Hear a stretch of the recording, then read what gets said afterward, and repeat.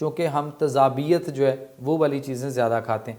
بہت سارے لوگوں کے اندر جوڑوں میں درد ہے جس کو ہم عرف عام میں گھنٹیا کہتے ہیں، کمر کے موڑوں کا بھی مسئلہ ہے۔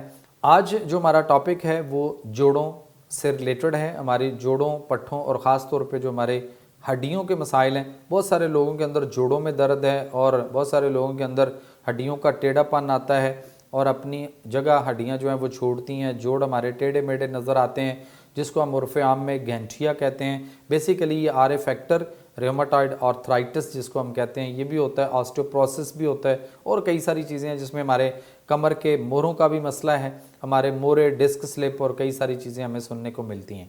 یہ سب کچھ ہوتا کیوں ہے؟